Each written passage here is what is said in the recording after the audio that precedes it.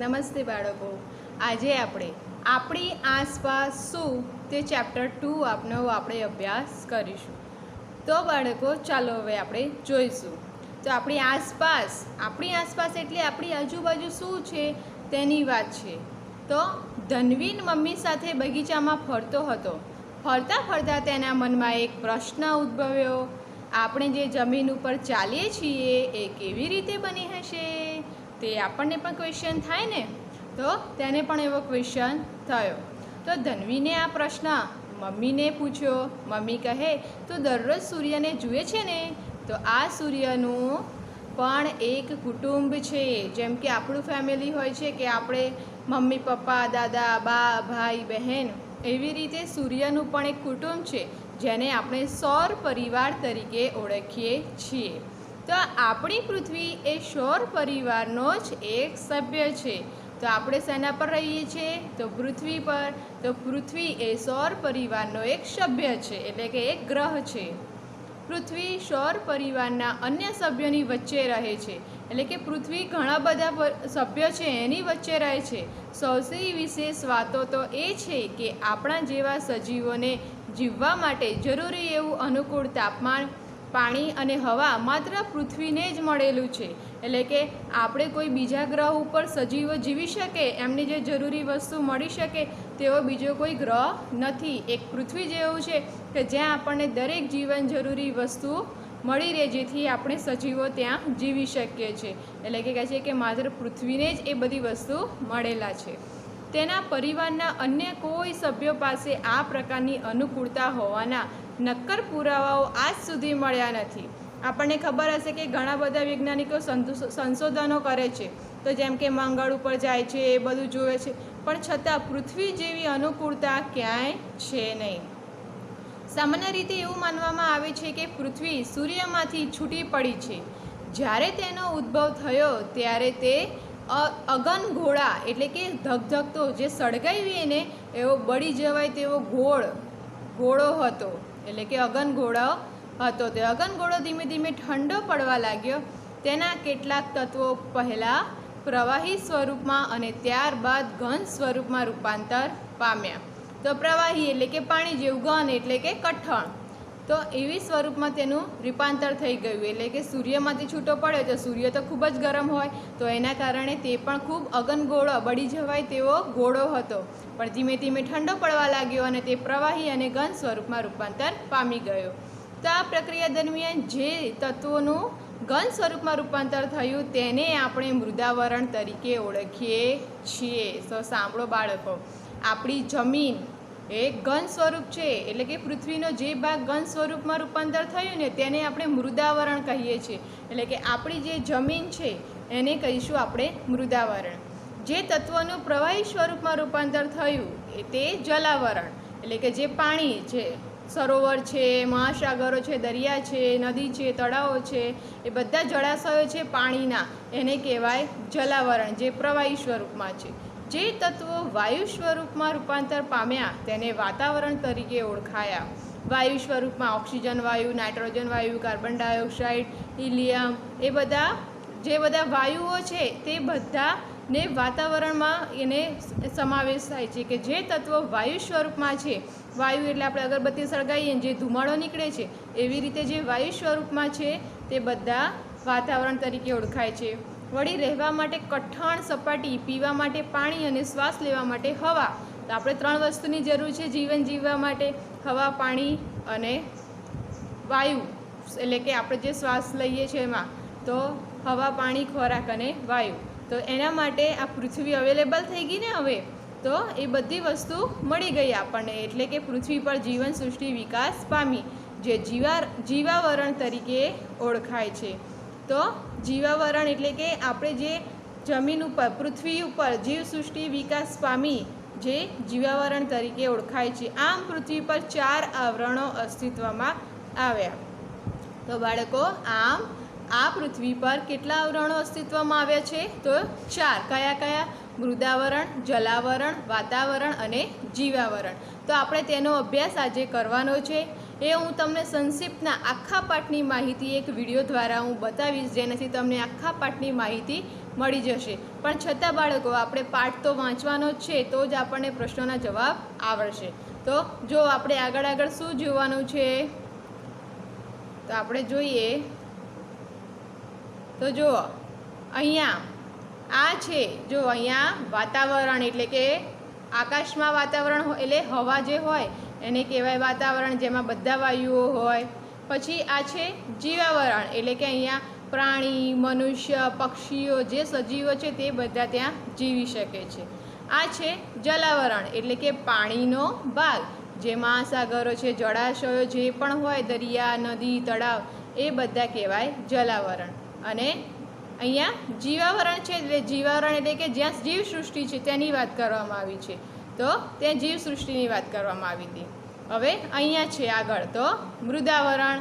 મૃદાવરણ એટલે કે જમીનની વાત કરવામાં આવી છે, જે ઘન સ્વરૂપમાં છે તેની વાત અહીંયા છે. તો આપણે પૃથ્વીના આ 4 આવરણો વિશે આપણે આજે માહિતી મેળવવાની છે. તો એમાં આવશે મૃદાવરણ. તો મૃદાવરણ તો અહીંયા એની વાત કરવામાં આવી છે કે પૃથ્વીમાં આશરે 29% ભાગ રોકે છે, તેની વાત કરીશું. પછી પૃથ્વીના પેટાળમાં રહેલા ખડકોના પીગળેલા રસને ભૂરસ કહેવામાં આવે છે, તેની અહીંયા વાત કરવામાં આવી છે. આ ભૂરસ કે એમના ખડકોના પીગળેલા રસને, એટલે કે પૃથ્વીના પેટાળમાં આપણે અંદર ખાડો ખોદીએ ને તો અંદર ઘણી વખત જ્વાળામુખી ફાટે છે, ખબર છે ને? તો જ્વાળામુખી ફાટે કેમ? કારણ કે અંદર જમીનની અંદર એટલો ગરમ લાવા રસ એટલે કે પીગળેલું પ્રવાહી હોય છે કે જે ધક્કા સાથે જમીનની બહાર ધસી આવે છે, જ્યાં તિરાડ હોય ત્યાંથી બહાર નીકળે છે, એટલે જ્વાળામુખી ફાટે છે. તો એવું કહે છે કે પૃથ્વીના પેટાળમાં રહેલા ખડકોના પીગળેલા રસને મેઘમાં ભૂરસ કહે છે. તો બાળકો, એને આપણે અંડરલાઈન કરી દેજો તમે. હવે આગળ જુઓ, મૃદાવરણ સાથે જલાવરણ. તો જલાવરણ એ આપણા જીવન જરૂરિયાતની વસ્તુ છે ખાસ, કારણ કે પાણી વગર આપણે જીવી શકતા નથી. તો પૃથ્વી સપાટીના જે નીચાણવાળો ભાગ પાણીથી ઘેરાયેલો છે તેને કહેવાશે મૃદાવરણ. જલાવરણ શું કહેવાશે? પૃથ્વી સપાટીનો નીચાણવાળો ભાગ પાણીથી ઘેરાયેલો છે તેને કહેવાય જલાવરણ. અને મૃદાવરણની વ્યાખ્યા અહીંયા છે કે આપણે જે ભાગ ઉપર વસવાટ કરીએ છીએ તે ભાગને આપણે મૃદાવરણ કહીશું. એટલે કે જે જમીન છે, ઉપરની પડ છે, તેને કહેવાય મૃદાવરણ. તો એ મૃદાવરણ અને આપણે જલાવરણ એટલે કે પાણી વિશે, તો તે 97% ભાગ રોકે છે જમીન ઉપર. 97%. મૃદાવરણ કેટલો રોકતો હતો? 29%. અને આ જલાવરણ છે તે 97% ભાગ રોકે છે. એની આગળ છે આપણે અહીંયા એનો નકશો આપેલો છે ખાલી, કે સમુદ્ર ન હોત તો શું થાત? તો એના વગર પાણી મળતું ન મળતું, એટલે સજીવ સૃષ્ટિને પાણીની પણ ખૂબ જરૂર પડે છે. આગળ જોઈશું આપણે. તો વાતાવરણની વાત છે, તો આપણે પૃથ્વીની ચારે બાજુ વીંટળાઈને આવેલા હવાના આવરણને આપણે વાતાવરણ કહીએ છીએ.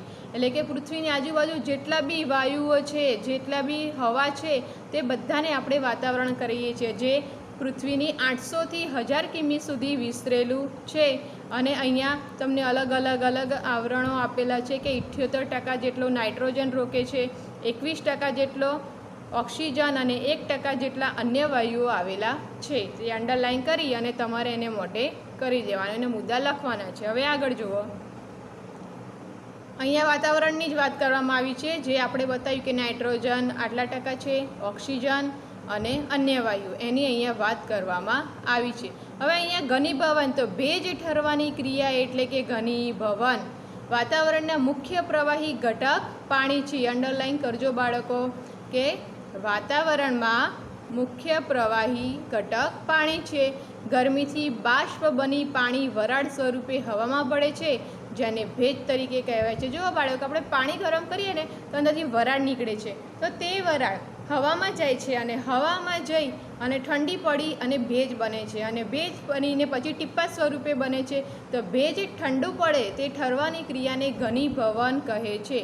તો તે પણ અંડરલાઈન કરજો. તો એ બધું વરસાદ, ઝાકળ, હિમ, કરા વગેરે ભેજ સ્વરૂપે બને છે. તો એવી રીતે પછી ધીમે ધીમે એ રીતે થઈ અને બાષ્પીભવન થઈ અને વરસાદ આવે છે. હવે એની આગળ છે તો અહીંયા વાત કરવામાં આવી છે કે જલાવરણની, વાતાવરણની, આપણને બધાની જરૂર પડે છે, મૃદાવરણની, જીવાવરણની. તો અહીંયા એક વ્યક્તિ બેઠો છે તેની અહીંયા વાત કરેલી છે કે તે બધી રીતે આપણને અહીંયા બધા આવરણ આપણા માટે જરૂરી છે. જો એ ના હોત તો આપણે શું કરતા? પાણી વગર આપણે કશું કામ ન કરી શકતા. વાતાવરણ ના હોત તો આપણે શ્વાસ ના લઈ શકતા. જીવાવરણ ના હોત તો જીવ સૃષ્ટિ ના હોત. અને મૃદાવરણ ના હોત આપણે રહેતા નહીં, આપણે કામ ન કરતા. એની વાત અહીંયા આમાં ચિત્રમાં થઈ છે. તો હવે એની આગળની વાત છે કે જીવાવરણ. તો પૃથ્વીના મૃદાવરણ, જલાવરણ અને વાતાવરણ જે ભાગમાં જીવસૃષ્ટિ વ્યાપી છે તેને આપણે જીવાવરણ કહીશું. બાળકો અંડરલાઈન કરો. તો એની અંદર બધા જ આવરણો આવી જાય છે. તો આ બધા આવરણો ભેગા થાય તો શું બને છે? જીવાવરણ. શું બને? જીવાવરણ. તો આ બધા આવરણોની વાત અહીંયા કરવામાં આવી છે. હવે આ આવરણો વિશે આપણે એક વિડીયો દ્વારા આખું સમજી લઈશું, જેથી આપણને આખા પાઠનો સારાંશની સમજ પડી જાય. તો જો અહીંયા જીવાવરણના બે વિભાગ છે, અજૈવિક અને જૈવિક, જેની અહીંયા વાત આગળમાં કરીશું આપણે. અજૈવિક વિભાગમાં મૃદાવરણ, જલાવરણ અને વાતાવરણ આવે, અને જૈવિકમાં વનસ્પતિ, પ્રાણી અને સૂક્ષ્મ. જૈવિક એટલે જે સજીવ છે અને અજૈવિક એટલે જે સજીવ નથી એની વાત છે. તો હવે આગળ આપણે જોવાનું છે કે શું આવશે. તો જો અહીંયા પર્યાવરણના ઘટકો છે. તો પર્યાવરણના ઘટકો તો જો માનવ છે, પછી પ્રાકૃતિક, જૈવિક, પ્રાકૃતિક એટલે જૈવિક છે, અને માનવ નિર્મિત એટલે કે અજૈવિક એટલે જે આપણે બનાવેલું છે તે બધું અજૈવિક કહેવાય, અને જે કુદરતી રીતે મળેલું છે તે જૈવિક કહેવાય. તેવી જ રીતે માનવ પ્રવૃત્તિઓના આવરણો પર અસર. તો જો માનવ પ્રવૃત્તિઓ કરીએ છીએ, આપણે જે બી કામ કરીએ છીએ, આપણે ખેતીવાડી કરીએ છીએ, કારખાનાઓમાં જોબ કરીએ છીએ, એનાથી વાતાવરણને શું શું અસર થાય છે? તો સારી અને ખરાબ અસર પણ થાય છે. તો અહીંયા આપણે જે બધું માણસ સ્વ વિકાસ માટે કેટલીક પ્રવૃત્તિઓ જાણે અજાણે કરે છે, તો તેમના કારણે ખનિજનું ખોદકામ કરવું, ભૂમિગત અણુ પરીક્ષણ, ખનિજ તેલ શોધવા, ઊંડો ખાડો કરે છે, પાતળ કૂવાઓ કરવા, જેવી કરવાથી મૃદાવરણને જોખમ એટલે કે આપણી જમીનને નુકસાન થાય છે. તમે જોઈ રહ્યા છો કે અત્યારે પણ કેટલા વાયરસો વાતાવરણમાં ફેલાયા છે. તો માણસ અમુક એવી અજાણી એવી પ્રવૃત્તિ કરી મૂકે છે કે જેનાથી જળાશયો ગંદા થાય છે, મૃદાવરણ ગંદુ થાય છે, એના કારણે સજીવોના નુકસાન થાય છે. અને જે વાતાવરણ છે તેમાં ઝેરી વાયુ પ્રવર્તો જાય છે. એના કારણે આપણને શ્વાસ લેવામાંની, શ્વાસ માટે જે વાયુઓ જરૂર છે તેની પણ ગંદકીના લીધે તે પણ ઝેરી બની જાય છે, જે આપણા સ્વાસ્થ્ય માટે નુકસાનકારક છે. એટલે કે જો વાતાવરણ પર માનવ પ્રવૃત્તિઓની અસર બહુ ખરાબ થાય છે, પર્યાવરણ જો શોષણના ભોગે કુદરતની પોષણ કડીઓ જોખમાય છે, જે જીવાવરણ માટે નુકસાનકારક છે. એટલે કે તે બધું આપણા માટે નુકસાનકારક છે. વૃક્ષો કાપવાથી CO2 વાયુ, કાર્બન ડાયોક્સાઇડ એનું પ્રમાણ વધતા પૃથ્વી પર ગરમીનું પ્રમાણ વધે છે. કેમ? કારણ કે CO2 વાયુ છે ને તે આપણે શ્વાસમાં ઓક્સિજન લઈએ છીએ ને તેવું વનસ્પતિ CO2 એટલે કે કાર્બન ડાયોક્સાઇડ વાયુ શ્વાસમાં લે છે અને ઉચ્છ્વાસમાં ઓક્સિજન કાઢે છે. જ્યારે આપણે શ્વાસમાં ઓક્સિજન લઈએ છીએ અને ઉચ્છ્વાસમાં કાર્બન ડાયોક્સાઇડ કાઢીએ છીએ. એટલે કે વનસ્પતિ આપણને ઓક્સિજન વાયુ પૂરો પાડે છે. જો એને કાપી દઈશું તો આપણો જે પ્રાણવાયુ છે તે આપણને પૂરતા પ્રમાણમાં મળી રહેશે નહીં. તેથી આપણા જીવાવરણને ખૂબ જ નુકસાન પહોંચશે. તો બાળકો આના માટે આપણે હવે આગળ એક વિડીયો જોઈ લઈશું. તેના દ્વારા આખા પાઠની સંક્ષિપ્ત માહિતી આપણને મળી જશે. તો આપણે એ માટે એક વિડીયો નિહાળીશું. બાળકો તો હવે આપણે આ વિડીયો જોઈશું, તેના દ્વારા સંક્ષિપ્ત માહિતી આપણને મળશે. પ્રકરણ 2 આસપાસ શું? પૃથ્વી, સ્થાન, ઉદ્ભવ અને આવરણો. સારાંશ. મિત્રો, કોઈને પૂછવામાં આવે કે તેની આસપાસ શું છે તો તે વ્યક્તિ કહેશે કે હવા, પાણી, ધૂળ, સૂર્યપ્રકાશ વગેરે. આ બધું પૃથ્વીમાં છે. પરિવારનો આ ગ્રહ કે જેનું સ્થાન શુક્ર અને મંગળ ગ્રહની વચ્ચે આવેલું છે. આ ઉપરાંત એકમાત્ર પૃથ્વી જ છે કે જ્યાં સજીવોને અનુકૂળ તાપમાન, પાણી અને હવા મળી છે, જે અન્ય ગ્રહો પર શક્ય નથી. આમ આપણી પૃથ્વી અજોડ છે. સૈદ્ધાંતિક સમજ.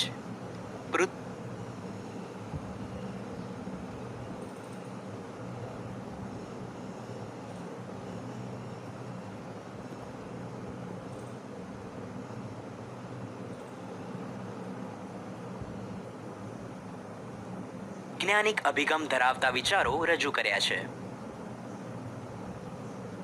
સામાન્ય રીતે એવું માનવામાં આવે છે કે પૃથ્વી સૂર્યમાંથી છૂટી પડી હોવાથી તે અગનગોળાના સ્વરૂપમાં હતી. આ અગનગોળો ધીરે ધીરે ઠંડો પડતા જુદા જુદા તત્વોનું ક્રમશઃ પ્રવાહી અને ઘન સ્વરૂપમાં રૂપાંતર થયું. આમ પૃથ્વીની આસપાસ વાયુઓનું આવરણ તથા પૃથ્વીની સપાટી પર માટી અને ખડકોનું ઘનાવરણ અસ્તિત્વમાં આવ્યું. એ જ પ્રમાણે આવરણમાં રહી ગયેલા વિશાળ ખાડાઓમાં પાણી ભરાતા મહાસાગરો અસ્તિત્વમાં આવ્યા અને પૃથ્વીનું ચોક્કસ સ્વરૂપ રચવામાં આવ્યું. સૂર્યની આસપાસ ઘૂમ્યા કરતી ગરમ પૃથ્વીની ઉપરની સપાટી ઠર્યા બાદ તેનો પોપડો બંધાયો અને આ રીતે તેના પડને આપણે મૃદાવરણ તરીકે ઓળખતા થયા. પૃથ્વીની સપાટીના નીચાણવાળા ખાડાઓમાં પાણી ભરાતા સમુદ્રો બન્યા અને આ આવરણને આપણે જલાવરણ તરીકે ઓળખીએ છીએ. પૃથ્વીની સપાટી પર ચારે બાજુ વીંટળાયેલા આવરણને આપણે વાતાવરણ તરીકે ઓળખીએ છીએ. આવી રીતે પૃથ્વી પર જીવસૃષ્ટિ પામી અને સજીવ આવરણને જીવાવરણ તરીકે ઓળખવામાં આવે છે. સારાંશ. પૃથ્વી પર રહેતા સજીવોને માટે જેમ અનુકૂળ તાપમાન, હવા અને પાણી જરૂરી છે, એ જ રીતે મૃદાવરણ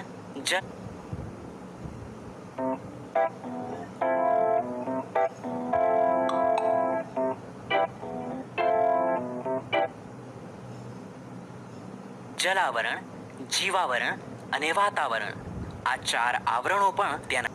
અહીં આપણે મૃદાવરણની ઉપયોગ છે તે વિશે જાણી. સૈદ્ધાંતિક સમજ. બંધારણ. મૃદ એટલે માટી.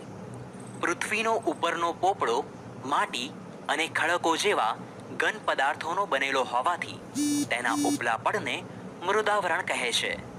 તેને ઘનાવરણ કે શિલાવરણ પણ કહે છે. આ પોપડો માટી અને ખડકોનો બનેલો હોવાથી તેની સપાટીથી જેમ જેમ ઊંડે જઈએ તેમ તેમ તાપમાનમાં વધારો થાય છે. આ પૃથ્વીના પેટાળમાં વધારે ગરમીને લીધે અંદરના ખડકો પણ પીગળી જઈને પ્રવાહી સ્વરૂપમાં ફેરવાઈ જાય છે, જેને આપણે મેગ્મા એટલે કે ભૂરસ તરીકે ઓળખીએ છીએ. મેગ્માની અંદર રહેલા વાયુઓ અને ખડકોનું દબાણ પણ એટલું વધારે હોય છે જેથી ગરમી અને દબાણ જેવા વિરોધી બળો વચ્ચે સમતુલા જળવાઈ રહે છે.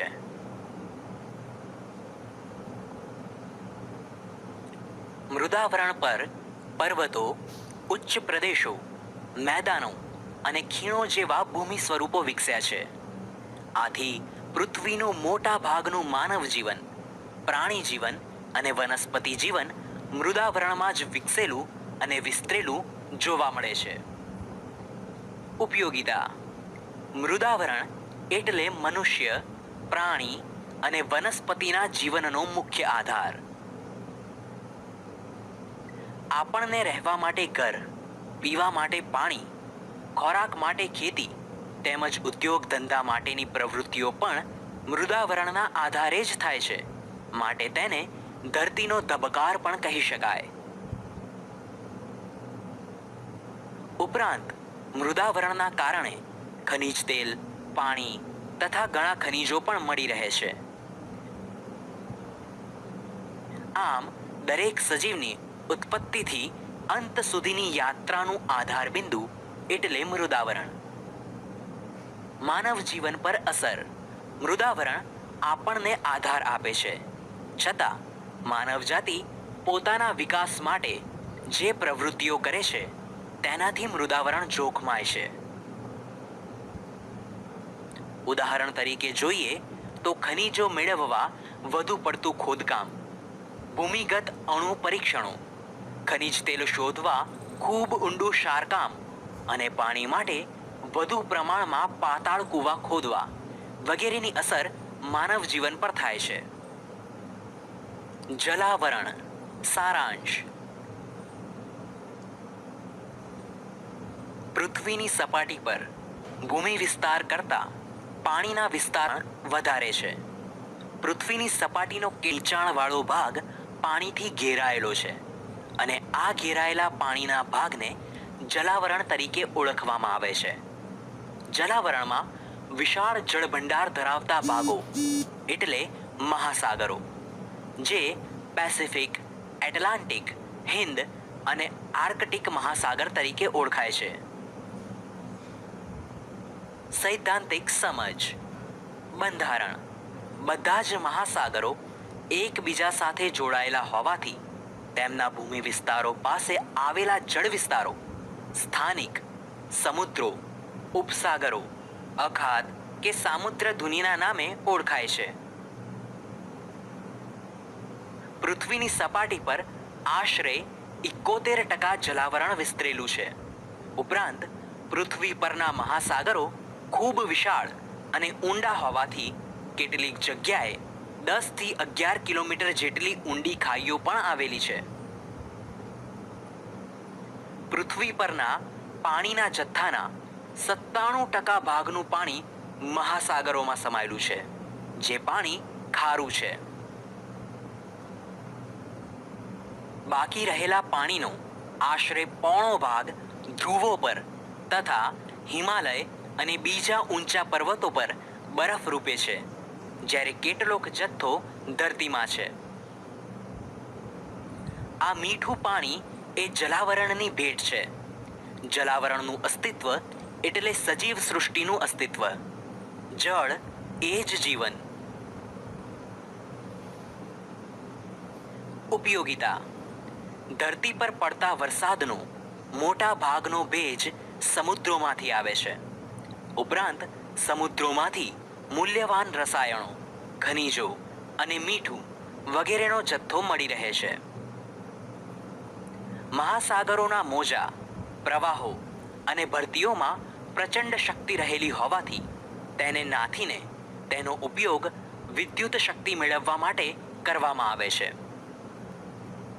ઉપરાંત મહાસાગરો જળમાર્ગ તરીકે પણ એટલા જ ઉપયોગી નીવડે છે. માનવ જીવન દ્વારા થતી અસર. સજીવો માટે મૂળભૂત જરૂરિયાતોમાં પાણીનું મહત્વ વધારે હોવા છતાં પણ દૂષિત પાણીનું પ્રમાણ વધી રહ્યું છે. શહેરો અને ગામની અશુદ્ધિઓ તેમજ ઔદ્યોગિક કચરાનો નિકાલ સતત વધવાથી નદીઓ, ઝરણા, સરોવરો અને સમુદ્ર સાર્વજનિક ઉકરડા સમાન બન્યા છે. ઉપરાંત ઔદ્યોગિક પ્રદૂષણના કારણે ધ્રુવ પ્રદેશોનો બરફ ઓગળવા લાગ્યો છે, તેમજ જહાજોના નકામા તેલ વહેવાના કારણે અન્ય ઔદ્યોગિક વસાહતોના ગંદા અને રસાયણયુક્ત પાણીથી દરિયાઈ જીવોનો નાશ થઈ રહ્યો છે, જે માટે પ્રારૂપ છે. વાતાવરણ. સારાંશ. મૃદા અને જલાવરણની જેમ વાતાવરણને આંખે જોતું નથી. રણમાં વાયુઓ ઉપરાંત પાણીની વરાળ, ધૂળના રજકણો, ઉલ્કાઓ, ક્ષારકણો તેમજ જીવજંતુઓ પણ ભળેલા છે. આમ પૃથ્વીની ચારે વીંટળાઈને આવેલા આવરણને વાતાવરણ કહેવામાં આવે છે. સૈદ્ધાંતિક સમજ. પૃથ્વીથી 600 કિલોમીટર સુધી વાતાવરણ વિસ્તરેલું છે. વાતાવરણ રંગહીન, રહિત અને પારદર્શક છે. તેમજ તેમાં ઘન, પ્રવાહી અને વાયુ તત્વોનો તેમજ nitrogen, oxygen, carbon dioxide, ozone અને વગેરેનો સમાવેશ થાય છે.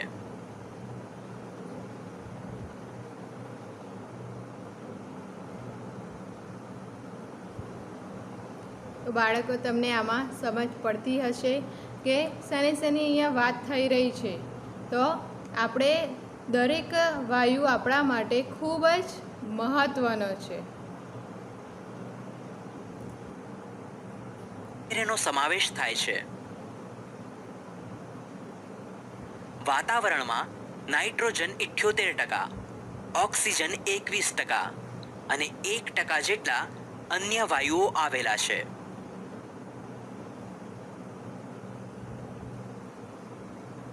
કાર્બન ડાયોક્સાઇડ વાયુ ભારે હોવાથી હવાચલા થરમાં તે વધારે પ્રમાણમાં છે અને ઉપર જતા ઓછો થતો જાય છે.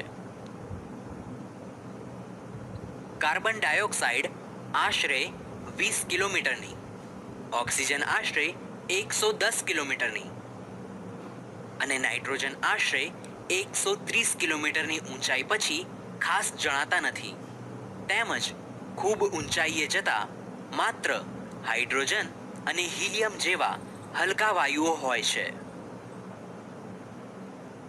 હવામાં ઓઝોન વાયુનું ઓછું પ્રમાણ હોવા છતાં તે સૂર્યના જલદ પારજાંબલી કિરણોનું શોષણ કરી પૃથ્વીને પ્રચંડ ગરમીથી બચાવે છે. ઓઝોન વાયુ મુખ્યત્વે વહેલી સવારમાં ખુલ્લા મેદાનમાં અને સમુદ્ર કિનારાની હવામાં વધારે પ્રમાણમાં હોવાથી તે લોકોને સ્ફૂર્તિ પ્રદાન કરે છે, જેથી લોકો વહેલી સવારમાં ફરવા નીકળે છે. વાતાવરણમાં રજકણો પણ જોવા મળે છે, જેને લીધે પૃથ્વી પર પ્રકાશ ફેલાય છે. તેમજ સૂર્યાસ્ત થતા એકાએક અંધારું કે સૂર્યોદય થતા એકાએક અજવાળું થતું નથી. ઉપયોગિતા: વાતાવરણમાં રહેલા રજકણો દ્વારા આપણે સવારની ઉષા અને સાંજની સંધ્યાના રંગીન દ્રશ્યો જોઈ શકીએ છીએ. ઓક્સિજન અને નાઇટ્રોજન વાયુઓ પૃથ્વી પરની જીવસૃષ્ટિને જીવંત રાખે છે. ઉપરાંત વાતાવરણના માધ્યમને લીધે અવાજ સાંભળી શકીએ છીએ. તેમજ રેડિયો, દૂરદર્શનના પ્રસારણો શક્ય બને છે. વાતાવરણના ઘર્ષણથી ઉલ્કા જેવા અવકાશી પદાર્થો સળગી ઉઠી નાશ પામે છે અને તે આવી રીતે પૃથ્વી માટે કુદરતી ઢાલનું કામ કરે છે. પાણી વાતાવરણનો મુખ્ય પ્રવાહી ઘટક હોવાથી ગરમીથી બાષ્પ બની વરાળ સ્વરૂપે હવામાં પડે છે. તેને ભેજ કહે છે. ભેજ ઠરવાની ક્રિયાને ઘનીભવન કહે છે. માનવ જીવન દ્વારા થતી અસર: મનુષ્ય દ્વારા થતી ઘણી પ્રવૃત્તિઓ છે, જેના દ્વારા વાતાવરણને નુકસાન થઈ રહ્યું છે. ઉદ્યોગો, કારખાના, પાવર સ્ટેશનો, વાહનો વગેરેનો પ્રદૂષિત ધુમાડો હવામાં ભળે છે. તેમજ વધુ અવરજવરો વિસ્તારમાં કાર્બન મોનોક્સાઇડ અધિક માત્રામાં હોય છે. કાર્બન ડાયોક્સાઇડ વાયુ માનવ શરીરમાં વધુ ઉમેરાય તો તેનાથી માથાનો દુખાવો, ચક્કર આવવા વગેરે જેવી શારીરિક તકલીફો ઊભી થાય છે. જીવાવરણ: સારાંશ: સૌર પરિવારમાં પૃથ્વી એક જ એવો ગ્રહ છે જેને જીવાવરણ છે. પૃથ્વીના મૃદાવરણ, જલાવરણ અને વાતાવરણના જે ભાગમાં સજીવ સૃષ્ટિ વ્યાપી છે તેને જીવાવરણ કહેવામાં આવે છે. પૃથ્વી ઉપર જીવાવરણ એ મહત્વનું આવરણ છે. સૈદ્ધાંતિક સમજ: બંધારણ: જીવાવરણમાં અનેક પ્રકારની જીવસૃષ્ટિનો સમાવેશ થાય છે. આ જીવસૃષ્ટિ વનસ્પતિ, પ્રાણીઓ, જીવજંતુઓ અને માનવોનો સમાવેશ થાય છે. પૃથ્વીમાં રહેતા દરેક સજીવની જરૂરિયાતોની ચીજવસ્તુઓ જીવાવરણમાંથી પ્રાપ્ત થાય છે. આ ઉપરાંત જીવાવરણના સજીવો માનવ જગતને વિવિધતાપૂર્ણ ખોરાક અને કાચો માલ પૂરો પાડે છે. અજૈવિક વિભાગમાં જીવાવરણ 2 વિભાગમાં વહેંચવામાં આવે છે. 1 અજૈવિક અને 2 જૈવિક.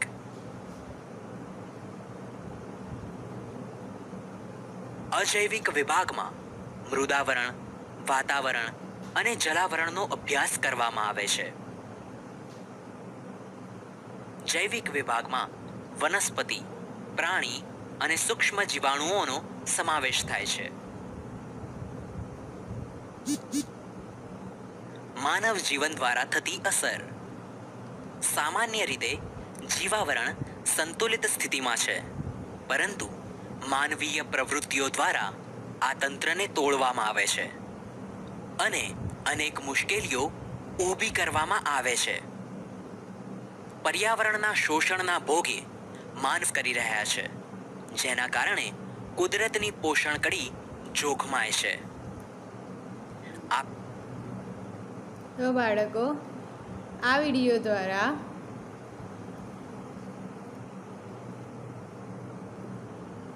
આપણને સમજ પડી કે આપણે જે કાર્ય કરીએ છીએ કેટલા વાતાવરણ છે ને કેટલાક મનુષ્યના ખરાબ કામથી પણ નુકસાન થાય છે. તો બાળકો, તમને આ વિડીયોમાં સમજ પડી હશે અને પાઠમાં સમજ પડી હશે. તો બાળકો, હજુ તમારે ચોપડી વાંચવી પડશે તો ઝડપથી પ્રશ્નના જવાબ આવડશે. Thank you.